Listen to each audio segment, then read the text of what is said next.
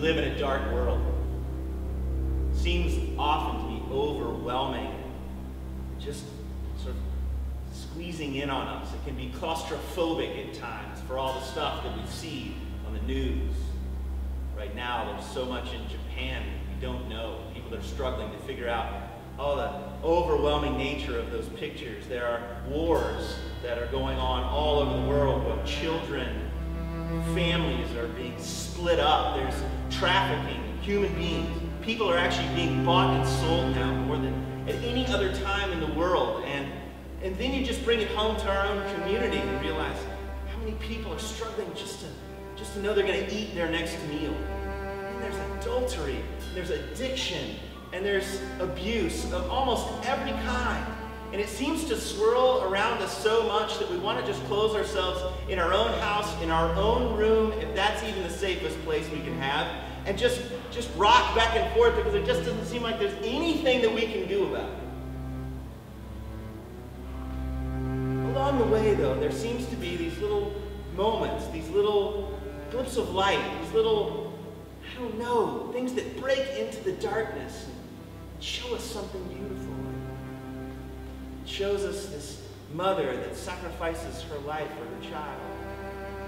A father who gives everything he has for his family and then gives up the promotion so that he can prioritize not only quality time, not just quantity time, but wasted time he can spend with his children. See it in little things, like somebody opening the door for us in a building, calming us with a look as our children cry themselves into a tantrum. But so many times I wonder, are those just blips of light?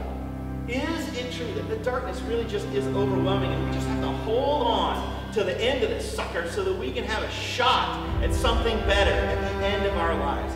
That eternity begins at the end of this life. And I wonder if that was the question that all those disciples were asking when all of a sudden they had started to weep.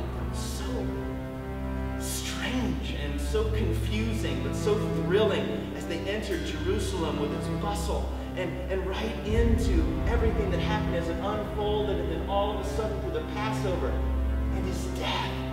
Jesus died. I wonder sometimes how shocked they may have been that he actually died. Dispersed all of these intense, passionate disciples back to their homes. Such sadness.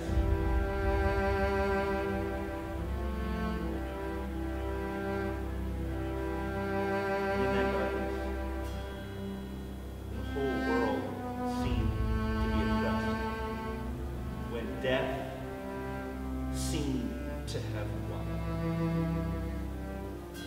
On the third day, in all of that darkness, death became resurrection. Light poured into the world like it never had. Love poured into the world like it never had.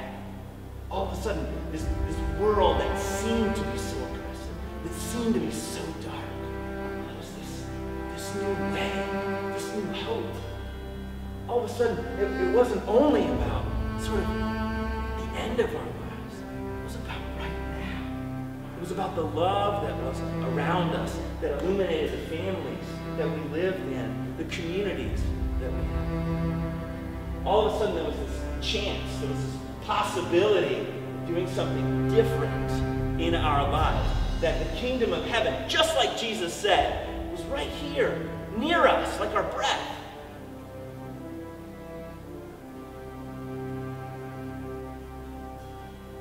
All of the darkness within us was resurrected.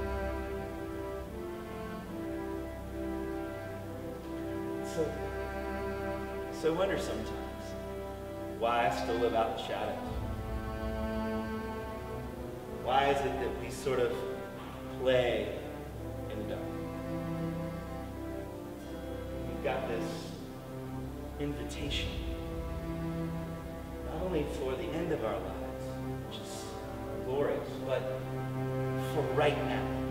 So what would it be like if, as a community, as a people, you, me, we said that today, Resurrection Sunday, 2011, our hope, our heart was to say to God, all right, I'm not sure how to do this. I'm not sure how to get there.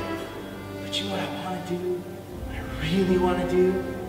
Is just walk out of all the shadowy, slaving stuff and right into the bright light of your love. And so, I mean, I don't know about you, but there's everything in me that wants to walk right in there. So, let's do it. Today, right now, with our hearts, our minds, our souls, everything we've got. Let's just walk into the light.